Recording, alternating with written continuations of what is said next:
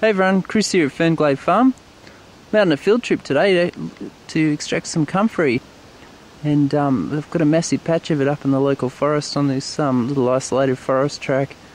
The people that are grading the road actually put the grader blade through a patch of comfrey, and it's turned into about 1,000 odd cuttings.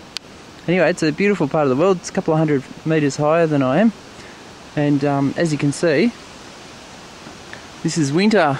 It's pretty high humidity, it's almost 99%. You can see most of these trees here are alpine ash and mountain ash.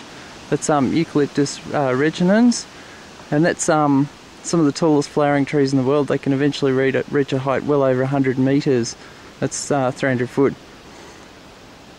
Anyway, I'm going to go and collect some comfrey. Comfrey really assisted here last year with the really hot, dry weather. You can see under here, this is lemon mire, and we've got a quite a well-established patch of comfrey, although it'll get bigger over spring.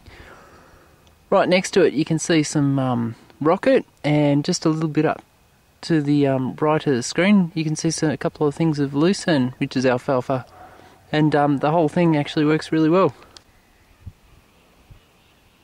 Despite winter, citrus is still producing quite well here, and you can see this monster. It's a lemon eureka. It's about 3 or 4 metres tall now. I grow quite a lot of citrus here, and this is an imperial mandarin.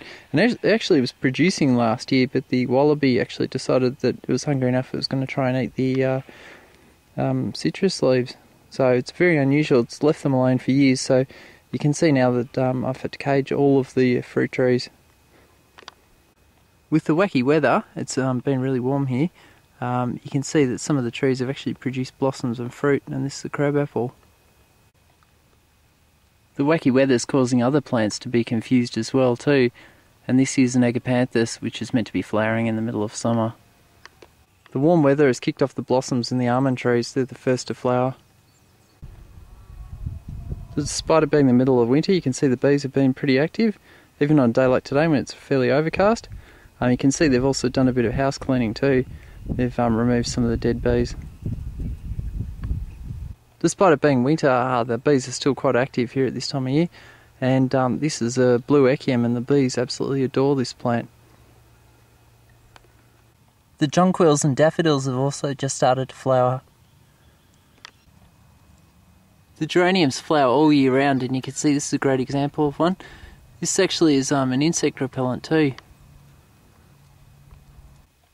Hellebor's put on a good display here over winter too.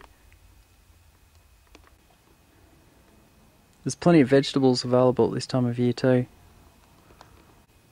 These are some of the potatoes that need to be harvested.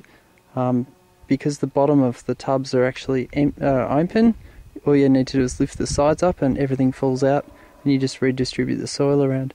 That helps to spread potatoes about the place too. The potatoes happily self-sow around here too, and at the bottom of the screen is a pak choi, which is just about to go into flower.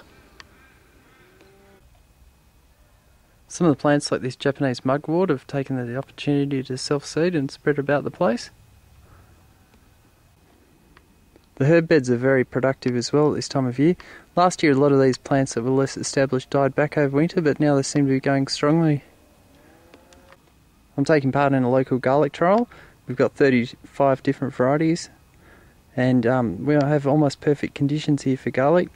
Very wet winters, and it'll be hot, dry summers. And what's interesting about garlic is that it's done a lot better in the woody mulch soil than in compost.